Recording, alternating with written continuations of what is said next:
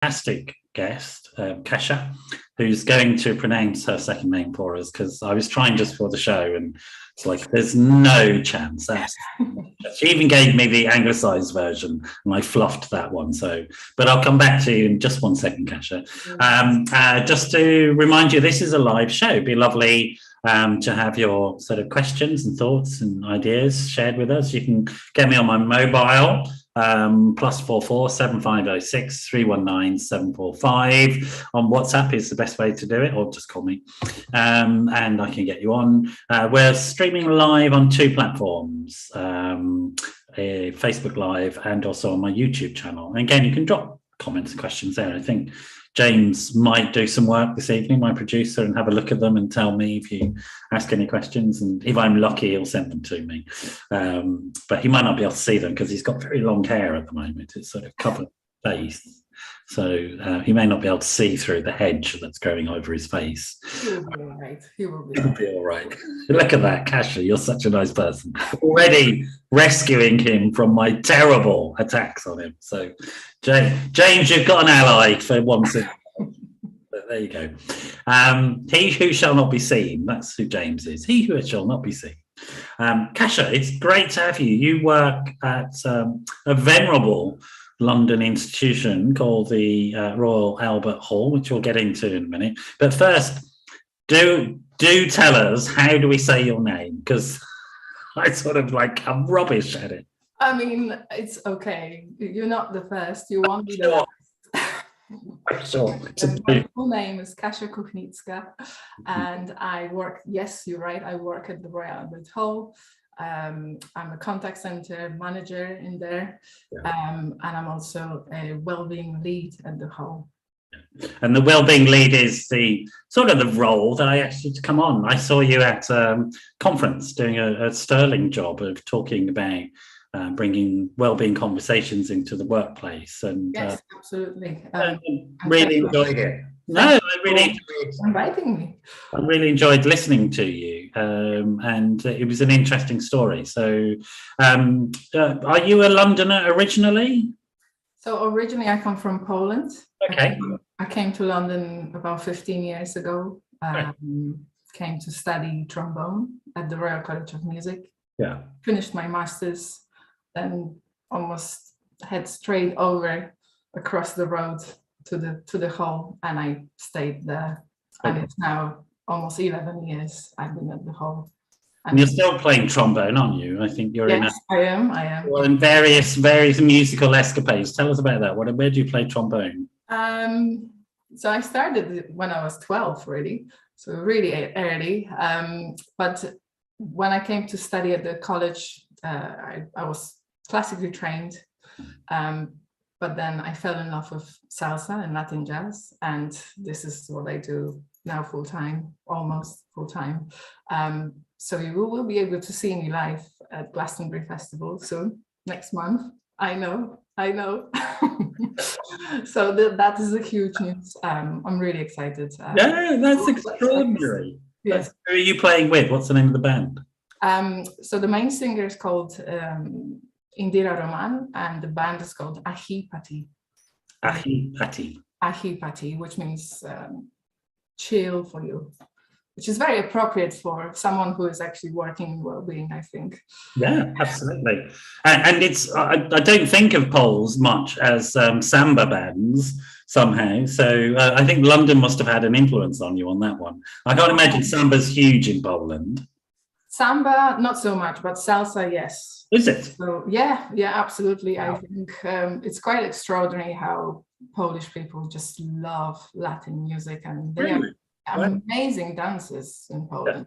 Yeah. Really, really good. So incredible. Well, that's news to me. So there you go. Well, you learn something every day, right? I sort of had no idea about Poland. I always known that Poles were very into dancing. I don't know where I got that from. This is true, actually. It's true. Yeah. I think it stems a little bit. So our folkloric music was very dance-like. So I think that started there, but also during the wartime. Yeah. So we had quite a rich history of being in war.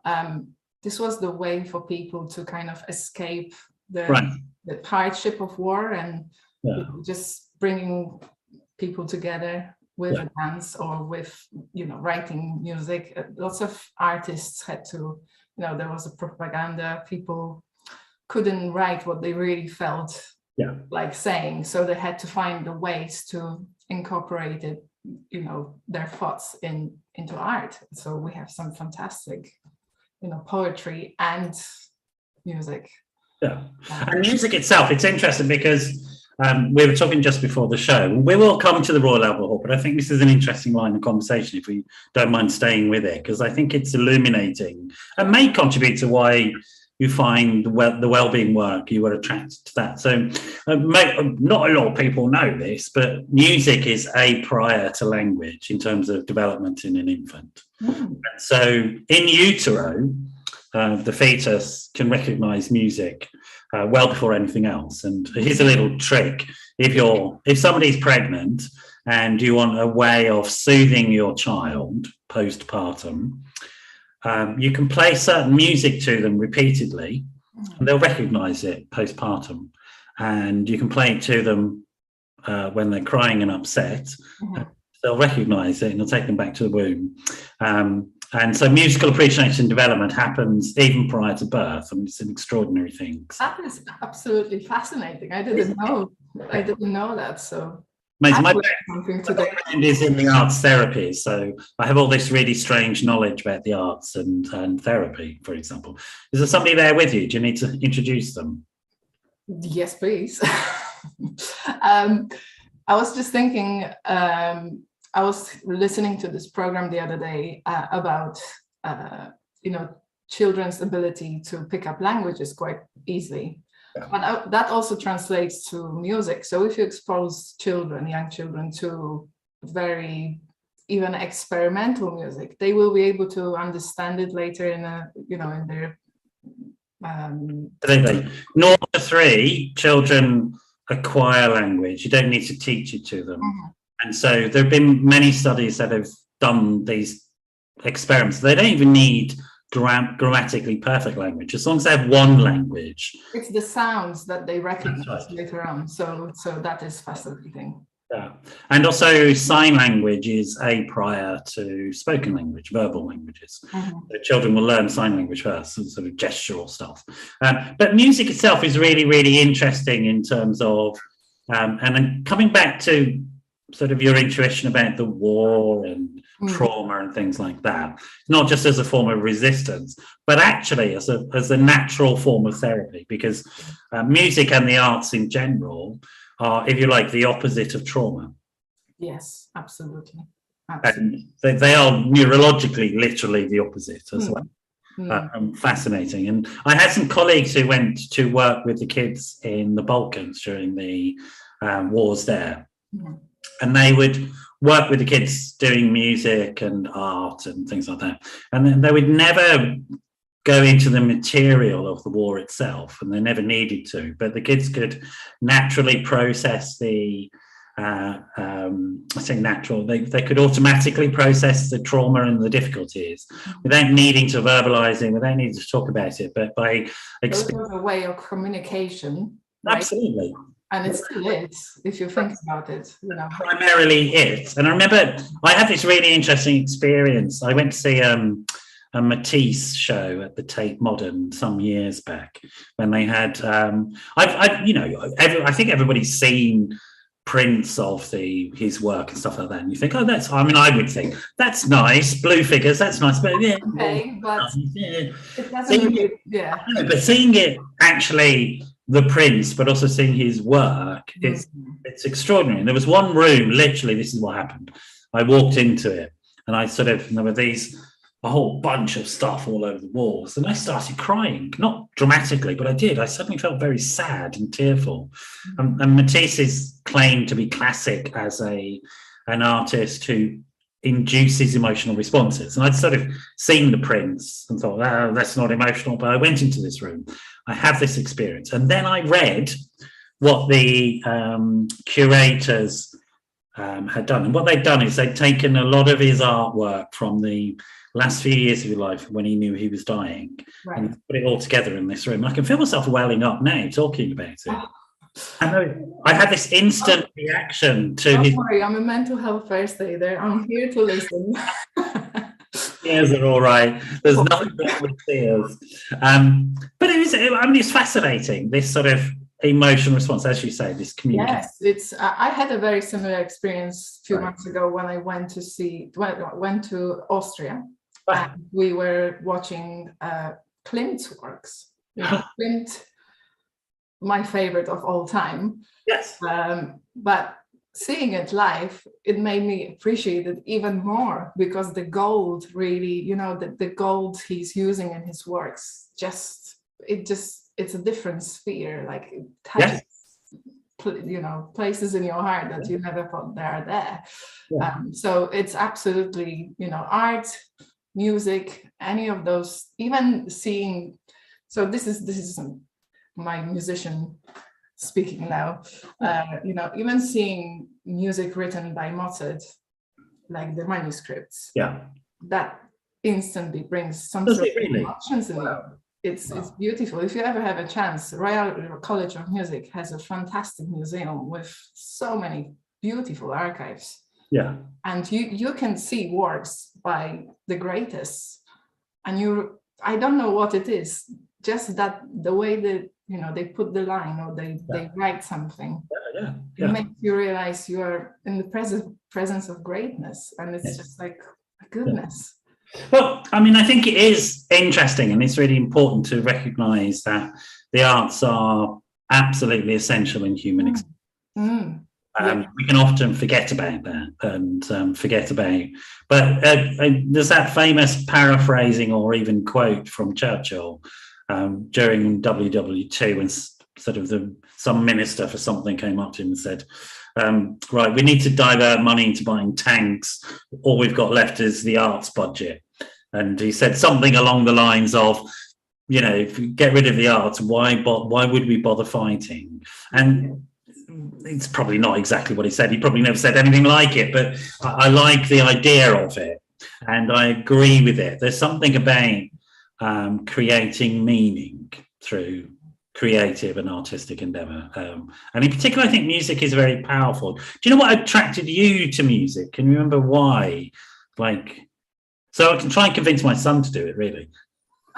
It doesn't work like that, I'm afraid. I mean, you can inflict someone in appreciating arts and music, and inflicting, it's not working. To be honest, I always wanted to perform. I remember my parents always telling me, when you were a 3-year-old, you were always telling us, oh, you're gonna end up being on stage and perform. So maybe when I was that young, I didn't think I would be playing trombone in a salsa band. Excuse me. That was like mind-blowing. I know. In those days, girls didn't play trombone, so that was but that's where I am, and actually being part of the whole as well. So the Royal Albert Hall is an amazing, an iconic place. It is. To bring people together to experience not only music, not only sports events, not only, great speeches, but just bringing them together to experience something amazing, something they love. And I would echo that. I mean, I think it's absolutely an extraordinary space in and of itself. It's an iconic round building, but actually when you go into it, there's that main hall where the performances happen. It is really, really amazing and mind-blowing. Almost a holy experience, and I'm not saying this lightly. Like, there is something, again, it's the greatness of the building itself, but when you are there with 5,000 other people watching a performance, it's just like you are experiencing heavens open. It's beautiful. And as you said, I mean, I've seen a lot of different types of things there. So I've seen Cirque du Soleil, I've seen musical events, I've seen theatre events, I've seen conferences, Mhm. That great. We do dinners sometimes. We had the first sumo show Really? right outside of Japan. This was the first place in the world. You know, we had Miss World contest. We had the first bodybuilding contest at the hall. Yeah. We had the people showcasing their inventions, because Prince Albert, who had the vision to actually build the hall and build a central place for people to come together and do something, see something interesting or experience something interesting or discover something new. That was his vision. So it was not only art, but scientists and, anything to do with new inventions, he would be like up for it. So I didn't know that. Tell me about the story of Prince Albert then. This was very much his mission. What was it about? He was very much, as I said, he was an innovator himself, I think. Right. And I think it was quite interesting that he wasn't, now I'm going to probably sound controversial here, but he wasn't English himself. He was from Austria, as we know. Well, they were all the royal family were German or Austrian or something at that point. Well, yeah, but I think he was, at that time, he was seen as an outsider. Right.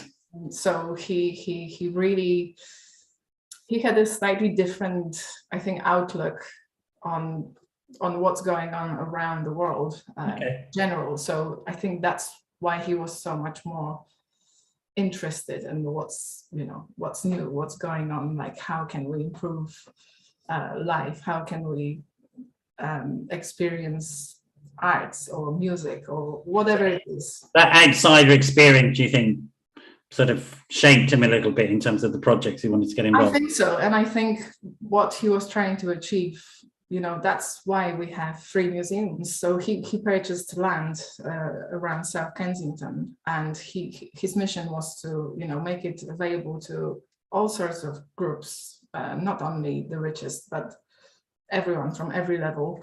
Yeah. And that's why we have 3 museums. That's why we have the Royal Albert Hall. That's why we have university around. There are a lot of different universities around. But he created that whole culture around 3 museums, access to the things that we'd stolen probably from everywhere else around the world. Let's not talk about that, though. I wouldn't know that. I wouldn't know what you are talking about. Give marbles, no, let's move on. And that was all down to Albert, really. It's all down to Albert. So what happened was, I think there was a great exhibition right around the corner in the Hyde Park. Yeah. And people would come from all around the world, like showcasing their inventions or whatever it was, and he would love to go there and see what's going on. Right.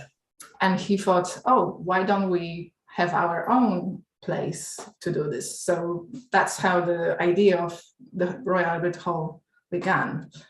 Sadly, he passed away before he managed to finish building. Oh dear, he never saw it. He never saw it completed, and he never actually, experienced being in the building. Yeah. And Queen Victoria was really upset because she loved him very dearly. So she spent all the money on the Albert's Memorial, which is right outside the hall. So we were struggling a little bit to find the funds to build his vision. But at the end, there were some clever people who knew how to do it. So we ended up having a wonderful hall. And it is. I mean, if people haven't been, it is actually just worth visiting as a building, because I think it is extraordinarily astonishing. Like you say, it's a sort of, it's cathedral-like. It has that feel when you're going to an extraordinary cathedral. And it's great to see. So we have shows in the main auditorium, but we have so many different shows outside of the main auditorium as well. So we really trying to bring audiences and people together, not only in the main building, but we take it outside. And we are actually a registered charity as well. Yeah. So we have some charitable objectives, and we have a very dedicated team, engagement team, who brings school groups together, or elderlies who perhaps wouldn't have a chance to get reconnected with music. We sometimes take musicians out to like care homes, and then we present the story of the home by playing music and also playing things that they would most likely connect with. These are such a touching, sessions we have. It's just beautiful to see, people coming alive for the first time in however many months, and it's just great. And indeed as well, sort of in terms of people who may have dementia, for example. Yes, we have dementia-friendly screenings. I forgot to mention. That's right. So having music is a way of helping people access memories that they can't access. Yeah, we do actually music therapy as well inside the hall. So we bring people to connect neurons, Yeah. But it's another way into the long-term memory. So there are various routes, and what dementia does is it blocks certain routes because you have white matter damage in the brain, but other routes are still open. So smell and music in particular. Movement is also another one. So doing dance sort of movement therapy is very helpful. Oh, I need to tell you, we had the most wonderful event happening. When was it? Maybe a month ago. Yeah. We had the tea dance at the hall. Really? I wish I'd. This is one of my absolute favorites, just because you have all those wonderful elderly couples coming dressed for proper tea dance, and we serve them tea and cake, and then they have a live like jazz orchestra playing, and everyone is dancing, and it's like the time just stopped, and we are completely different. Elderly man, I'm seeing it more as my sense of dating, for example. So I'll be down to the next one and hooking up with a few of those elderly ladies. I should be letting it dance in a minute. Wonderful. And it's really interesting to listen to you, because I think I guess most people wouldn't understand the passion that exists within the institution, which you're exemplifying, for outreach and reaching out to people and maintaining the if you like the heart of Albert's heart was expansive, and he wanted to be inclusive, and in particular wanted people to have access to knowledge and experiences in the arts who would classically not have had access. Yes. Well, yes, and that's why we have the proms, for example, and that's why the tickets for the proms are still fairly accessible for £6 or £7. You can come and see the greatest classical performance on the earth. So this is all due to Albert's vision. It's a wonderful legacy, isn't it? Absolutely.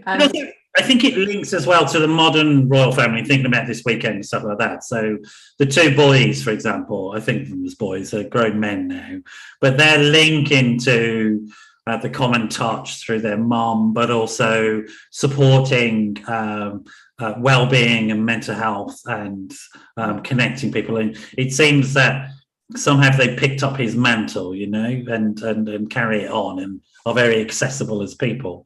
And we tend to think of these types of institutions as inaccessible, but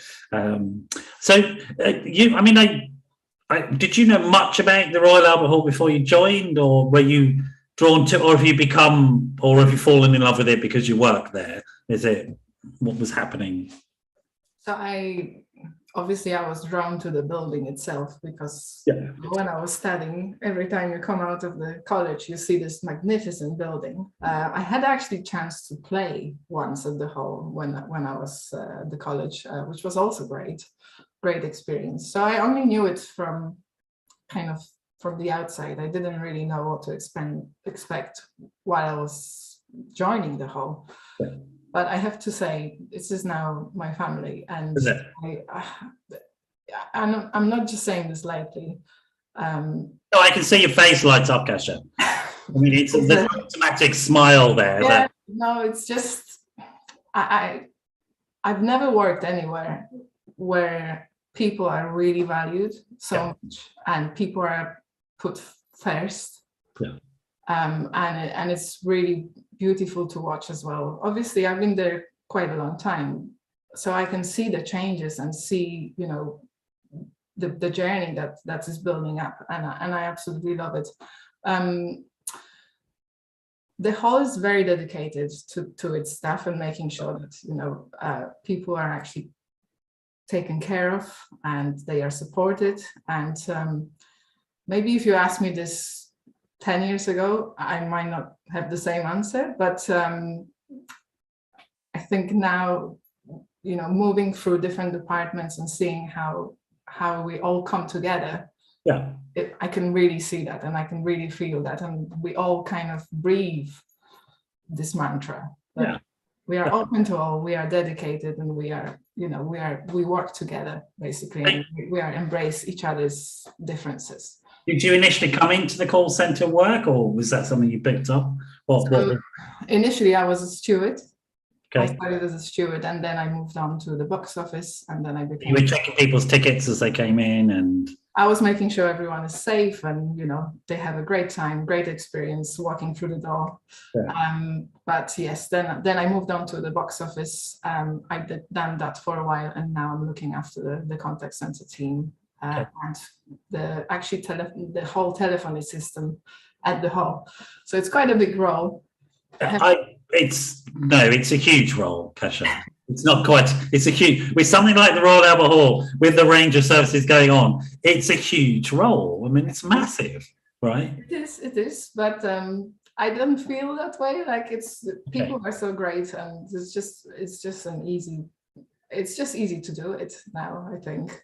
I mean, sensible managers like yourself, they're successful because of the team that you've got, and you make sure you've got good people and you invest in them, and really your team does the work. If you're a sensible manager, not sensible managers run around micromanaging people and telling them what to do and end up killing themselves. That's true. And then they go out, and then they just flat out on the floor. Yeah, absolutely.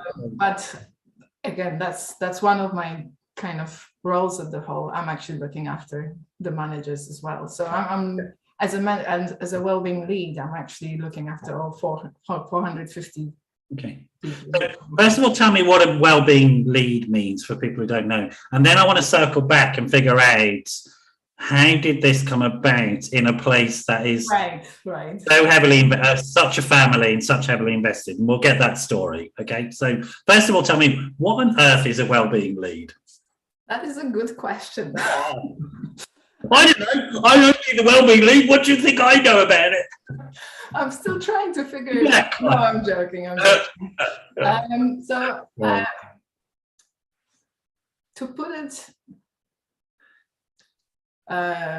put it in a sort of professional context. So I work on implementing any sort of strategic objectives that the Wellbeing Network at the hall sets out.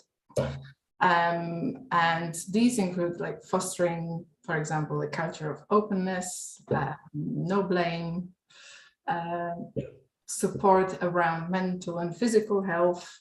So I'm kind of leading on the Wellbeing Network, and we will go back to this, what's Wellbeing Network.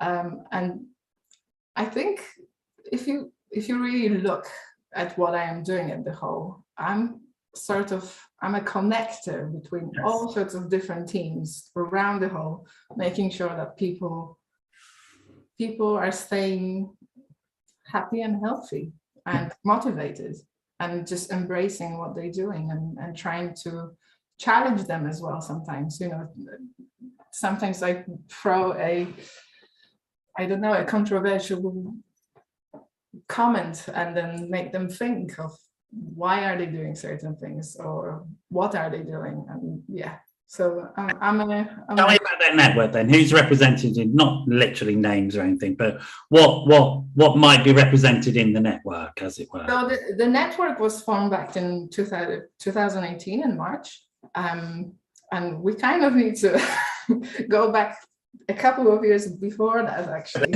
Go back a couple of years before that. So previous to the Wellbeing Network, I was, and I actually still am representing my team, so the box office managers team, in the staff forum, and that's how it all started. So staff forum was created at the hall, and it's a platform that basically allows employees from all levels of organization to either voice their concerns or put forward any ideas that might help everyone work better directly to the executive team. And one of the ideas, it might be what some people call a town hall type thing. I think it's yes and no. So it's more about not having a middleman. So not having a union rep, for example, at the whole, but actually having people who are working with you, representing you, and then voicing your opinions. Those forums happen virtually or physically, or no, it's all physical. Okay. Physical meetings. So there is no barriers. Like, we are all in the same room and we have really interesting conversations, and it's great that we actually have that forum. It makes you think the management team from P&O Ferries should really have come to the Royal Albert Hall long before they made their decision. Oh yes, they are welcome to. Too late for them. Too late. They're still arguing they did the right thing, and the rest of us are going, "Are you? Did you? Yeah. I don't think you did." So the idea is to create a flat structure that is non-hierarchical, a space that's non-hierarchical, that values the voice of the small. There is a forum where you can voice your Right. whatever it is, your needs to become better in your job. Okay. And the senior managers are never afraid that they were going to be lynched or anything. They were sort of open to this. And actually, everyone was really pro having this, because I think that's when I said earlier, if you asked me 10 years ago, how I felt about the whole, I never had a really problem voicing my opinions or actually bringing my ideas forward. So I've never had that problem, but I've noticed some of my colleagues, they weren't as open or as forward as they probably could be in voicing what they needed to do their job well. Yeah. So actually, have different life experiences. Like, exactly. typically, if somebody came from an abusive family background, they're going to find it difficult to find their voice, etc., etc. Everyone's story is different. That's right. And everyone's experience is different. So,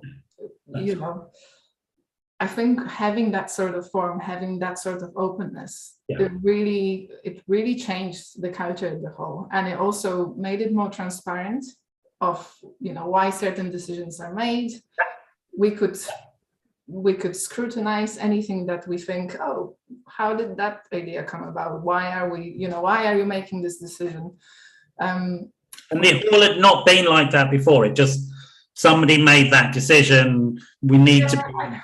I think there was a vision and there was a clear direction of where the executive team wanted to go, but it wasn't viewed as people having a chance to have their say. Let's put it that way. So that's where the staff forum started, and it was fantastic. It was the best idea the hall could ever make, because it really brought us together. And one of the ideas stemming out of the staff forum was that perhaps the hall should look more holistically at people's health and well-being. Right. And in 2018, we basically decided, okay, let's do this. Let's give it a try. What's the worst that can happen? That people can get well. Anytime I say it. What's the worst that can happen? We just stop doing it if it doesn't work, or we change the way we do it, right? So we took a risk. Even though we're talking about in amusing terms, it is quite a significant cultural commitment on the part of an organization to say, we're going to go beyond just simply productivity here. We need to look at the broader issues. And this was what, 2018, did you say? Beginning of 2018. And it was a completely staff-led initiative. Wow. And it still is. And I'm really proud, because I've been involved from the very beginning. And we are now almost 4.5 years down the line. And the Wellbeing has now become a central pillar of the next business plan at the whole.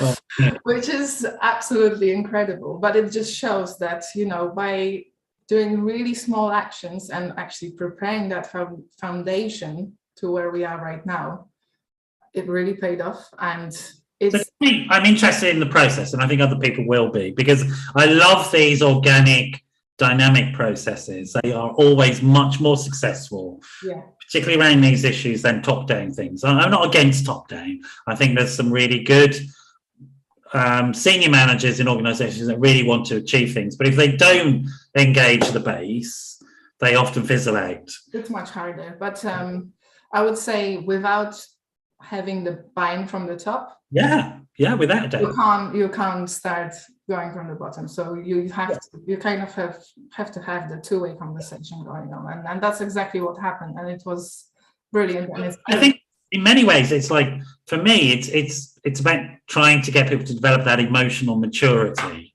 We're here to have, okay, we've got roles, and sometimes we may be in conflict, like you mentioned the union. That's okay, that's reasonable, it's part of the real world. But as human beings, we've got far more that connect us. We are herd animals, and we need each other to be healthy, essentially. We do. I think it's also interesting that sometimes without conflict, you can't have change. So absolutely, exactly what happened, and it actually, paid off amazing. There's a healthy conflict that produces change, but because it, like, boundaries can become sort of set in stone. Yes. And that kills an organization. I've seen it happen, I've seen it happen. So, you do have to have an open mind, and you have to allow something to just. And it's really interesting, I think, particularly for me as a mental health practitioner, to hear you as a senior manager in an organization talk about the benefits that flow from well-being. That well-being isn't something nice you give to the staff because you're a nice person. That actually it's improved the organization significantly. It did, and it's quite. So obviously, I'm always observing what's happening around, and like I reflect on things, and over 4 years, and I'm also part of different committees at the whole. So I'll be in the staff forum, but I will also represent health and safety committee, and I don't know, all other things. And it's quite interesting how the conversations in those forums are also now hugely based around people's well-being. And which you wouldn't really do in the past, but now it's like an organic, it comes up in almost every conversation we have, which is every single organization I know that has looked at these issues. Essentially what well-being means is optimizing how human beings socialize and network together. When you do that, you get all sorts of benefits neurologically. People's brain power literally improves, and their capacities literally improve. So every organization that's ever done this properly has seen these productivity shoot through the roof. Every single organization. The evidence is unassailable. Like one of the really interesting experiments was it was the Kalmar factory in Sweden, a Volvo car factory, that shifted its working patterns. So, like, typically a car production line is the most soul-destroying job you could ever have, right? But they completely re-envisaged it, and they created these circular workspaces with teams of people who got to know each other, and then they could move from one set of specialisms to the next set. And guess what happened? Absenteeism disappeared. The productivity went through the roof. The quality of the cars went through the roof. I don't know if they're still the same, but it used to be that if you were into Volvos, and I'm sort of old now, so I'm sort of into them, but that you would always want a Volvo made in the Kalmar factory in Sweden because it was always the best. And that's a prototypical story for every organisation that invests in the fact that we are herd animals. We need each other, and you need to manage that interaction successfully. So I'm not surprised. It's really interesting though, because 2018, then we lead on to the 900 years event, which we all went through, which was not long after that. And not, but it was enough time for us to have to build up the basics. We were actually already ahead of other companies because we already had, I don't know, a team of over 20 mental health first aiders. And I know you're not a fan of mental health first aiders. I'm not against them. Too many organizations see it as a solution. It's not. No, it's not a solution, but it's a very important add-on to the business. That's all I'm gonna say. Against it. Before anybody gets on, tells me off, I'm not against it. I'm sorry, I'm spreading rumors already. No, but we had the team of mental health first aiders. That was the start. We had the EAP in place, Employee Assistance Program, for those who don't know what EAP is. And we already started, conversations around mental health and, self-care and how to look after yourself, how to make the most of your potential. So we were already ahead of the game at that point, right? What happened was, for the whole, which is absolutely devastating for us, because it was the first time from the Second World War that we actually had to completely shut down. That's right.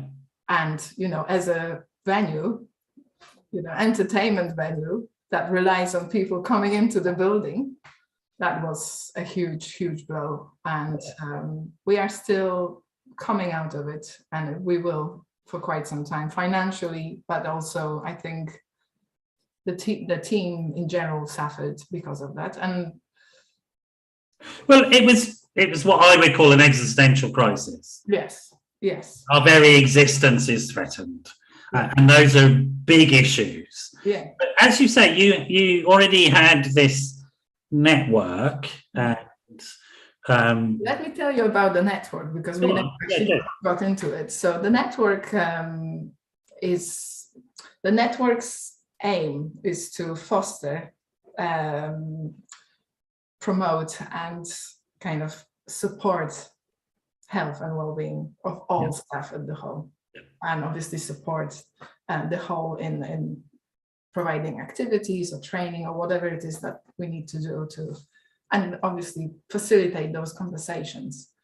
And right now it's made out of volunteers from all around the building, from different departments, which is great. But we got to the point where now we are a recognized committee at the whole, and we actually have a structure similar to all the other committees that are important to the whole. So be it health and safety, as I said, sustainability committee, equality, diversity, inclusion. So we all kind of talk to each other, but we also have the same structure. So we have a steering group, and then we have a team of volunteers, which is fantastic. Like being just a employee-led initiative to having an executive representation in the forum. It's extraordinary. It's fantastic, and we are so because it's employee-led and it comes from the workforce, and now it's part of the executive, the management, the decision making. It informs policy, informs decisions. I mean, it's like, wow, that's really mind-blowing. Well, thanks. It really is, Kasia. It's sort of, I've been in this game a long time, and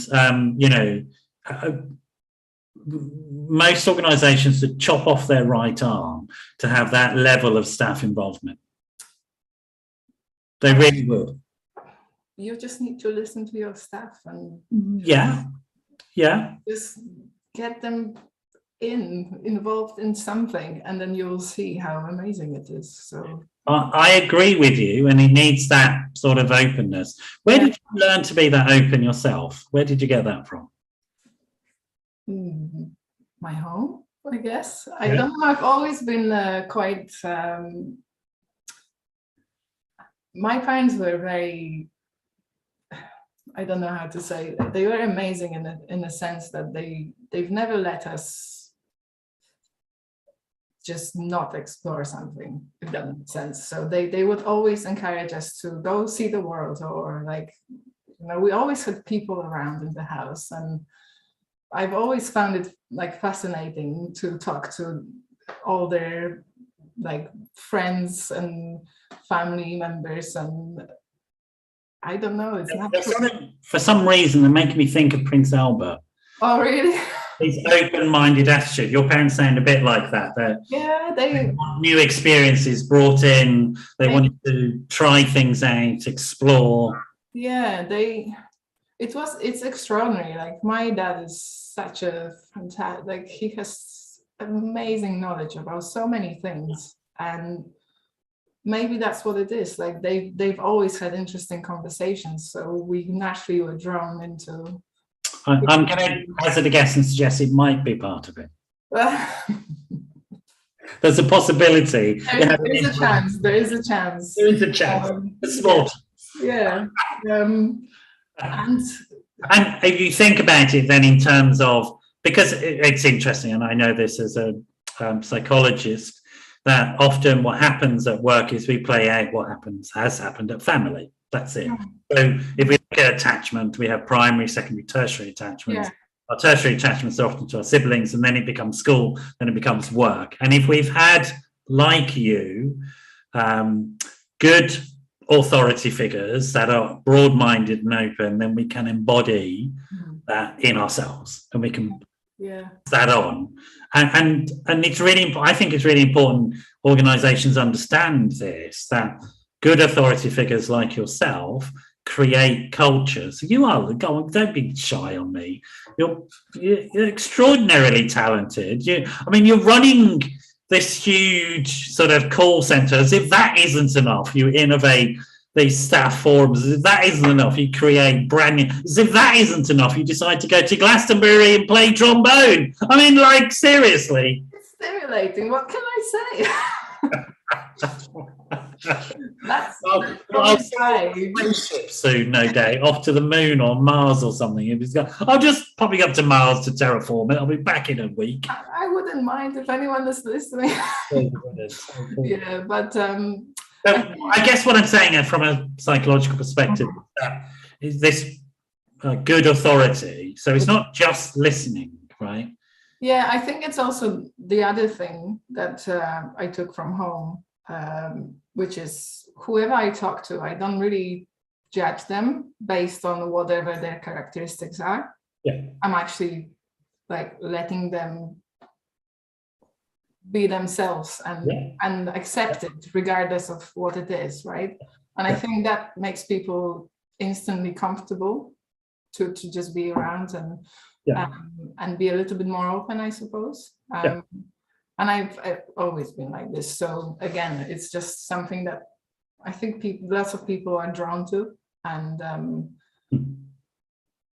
I don't know if you can learn this or not, but yes, you can. I mean, from my perspective, I call it stable attachments or secure attachments. You have an internalized sense of security, and even for people who've got insecure attachments, they can learn secure attachments. The best way they learn it is from meeting people like yourself, Kasia.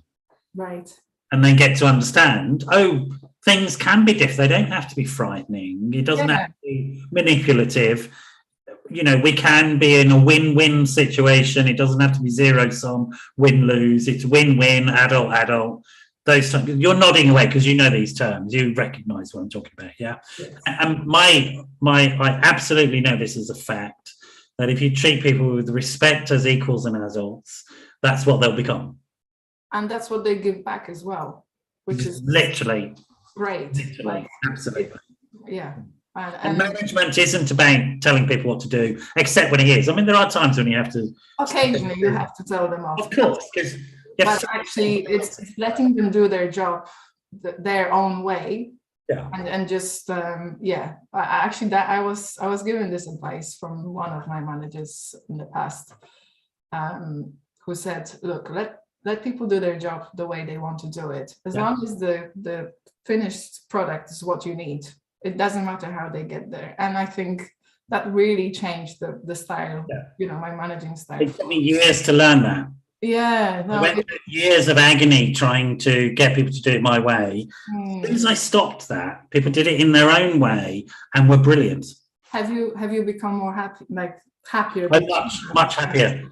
Absolutely, without doubt. My anxiety has gone, my control has gone, all of that nonsense has gone, and the relationships I have with my teams have vastly improved. You know, but you have to have boundaries and you take responsibility and all that sort of stuff. Of course you do. Of course. Coming back to the narrative, so I'm really intrigued as to how you managed to get through the pandemic, because it would have been such a shocking experience to something like Royal Albert. I mean, I can't imagine how horrible that was to suddenly have to shut down, not know how long this is going to go on, have no income, and yet have all these staff.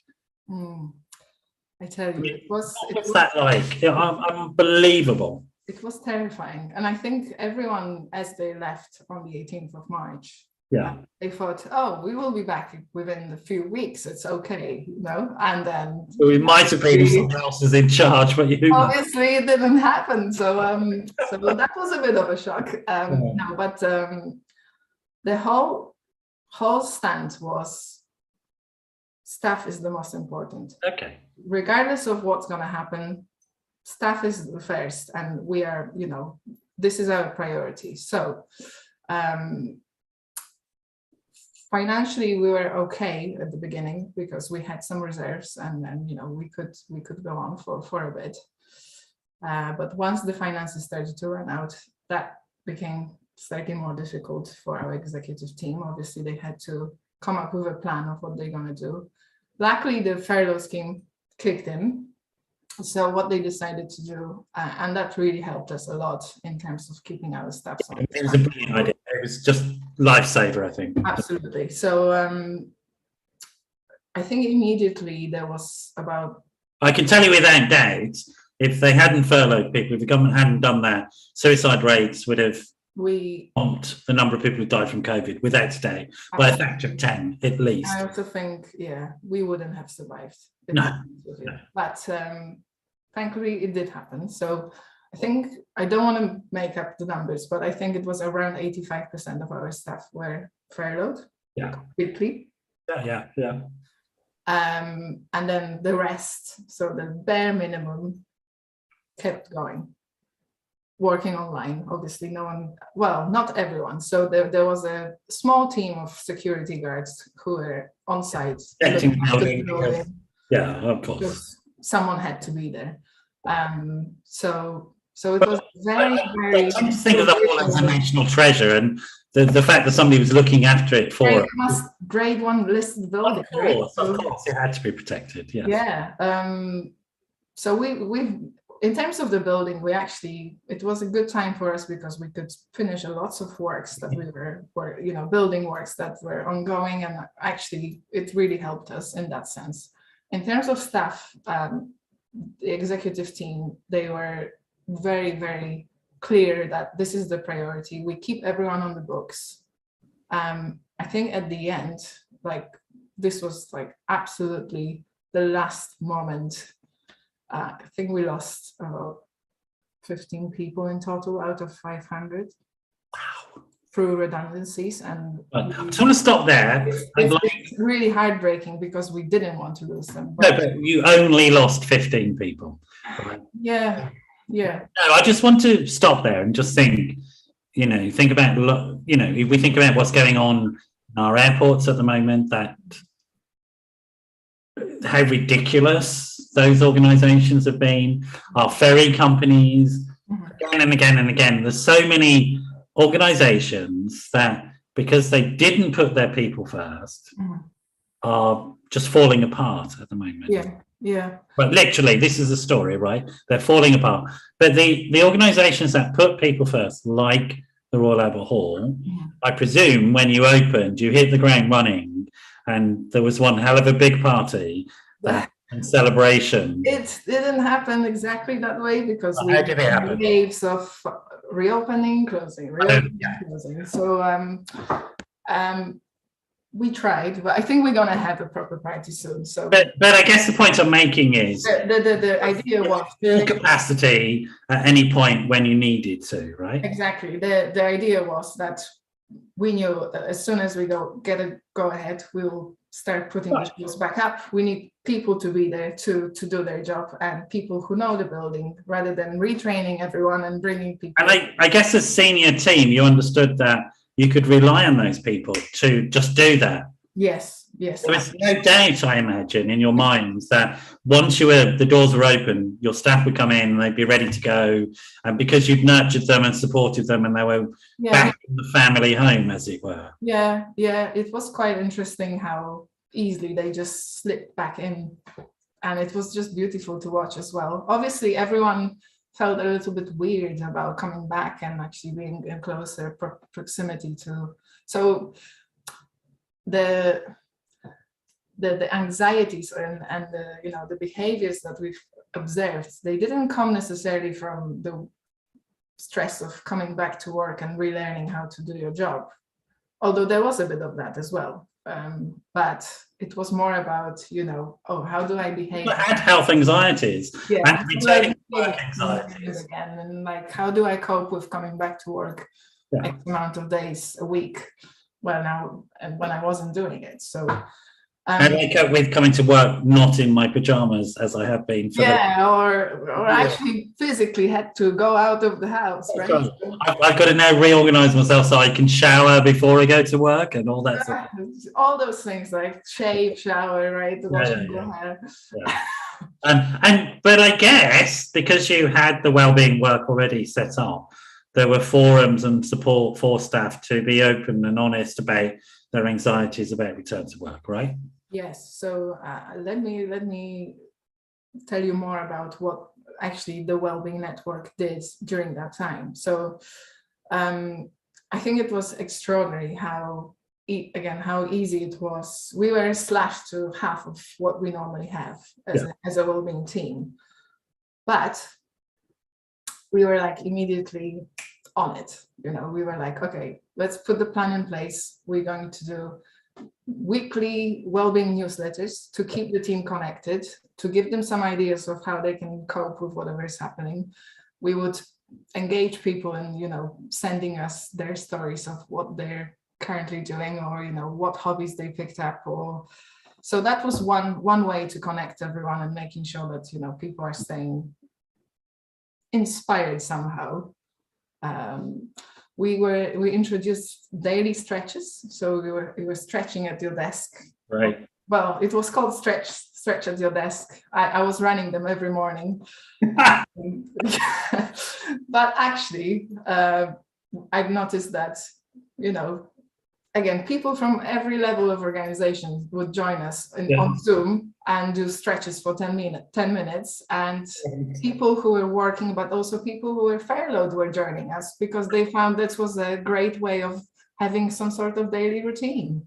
Fantastic. And so we started with stretches. Then actually the stretches became sort of a little learning platform as well. So there was a time I would teach everyone how to say hello in different languages. So as an opener, or great. We then decided to just send one innocent question every time, so people could learn about each other and what they're. Wonderful. I love it. Yeah. So just to get them out of this pandemic state of mind and actually bond with each other, even though they couldn't physically be together.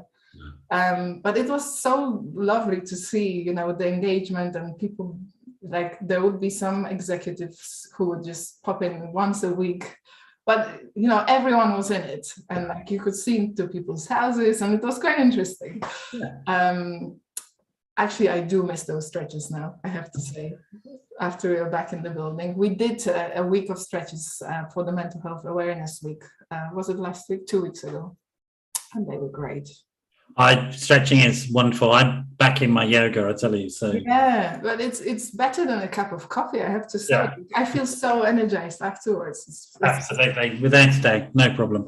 We are sort of running out of time. I know you're worried about everybody. So much more I can tell you. What precisely, every single guest I have on says, I'll never fill an hour, but we always do fill an hour. So cool. We've introduced a book club. Yeah. So, we had people reading different books and then discussing them, and it's still running. Now we're doing it in person. We reinstated the Royal British Choir. So we had some rehearsals like over Zoom, and now obviously in person, which is beautiful. And, we had a brief moment in December, I remember, when we kind of were opened up again. So we managed to sing in person for the, Christmas lighting lights opening. We done for the Men's Health Week in June. We asked 6 men from around the hall to just tell us their well-being experiences. So that was really inspiring and quite lovely again, just to have, people from around the hall telling them their stories and talking about their fathers and, what inspired them. And you have to watch it. That's all I'm going to say. Just check out our website. It's what's intriguing me, and it's really interesting because there's been lots of debates about back to work stuff, and there's still organisations struggling to get their staff back, whether they need to or not, I don't know. Yours is a live venue, so obviously people did have to come back because that's the raison d'etre. I mean, but there wasn't. It seems to me, although people had anxieties about it, that there was no question that they wouldn't come back. Not really, no. And I guess that is. Sorry, we naturally lost some people because of course. There's always about 30% turnover. People thought, actually, I don't want to do this anymore. I want to move somewhere. Yeah, of course. They moved out of London or whatever it was that they needed. Absolutely. So naturally, we did lose some people, but as an organisation, you weren't having to go around like a minister of the civil service recently was doing, leaving snarky notes on people's desks saying, "Where are you?" No, not really your experience, is it? And it's really interesting because the Royal Albert Hall could not survive unless people turned up live. I mean, that's the whole point. Yes. It's not a television, it's the Royal Albert Hall. You have to experience it. You have to be there to know what it's like. And that's what we've been talking about. But you've had no problem. I mean, you've had problems, I'm sure, but there hasn't been a significant issue in terms of your capacity amongst staff to do that because the staff have wanted the Royal Albert Hall to survive, right? Absolutely. And that's gold dust in any organisation. If you have your staff wanting it to succeed, then you're going to succeed. That's the way it is. And that gold dust is what every organisation tries to do, and so many fail to do, unless they, in real terms, as you have done, put people first. When you put people first, when you care for them, when you love them, let's use that word, right? Because that's what you do in practical terms. I do. That's right. That's what you as an organisation does, because they let you do it.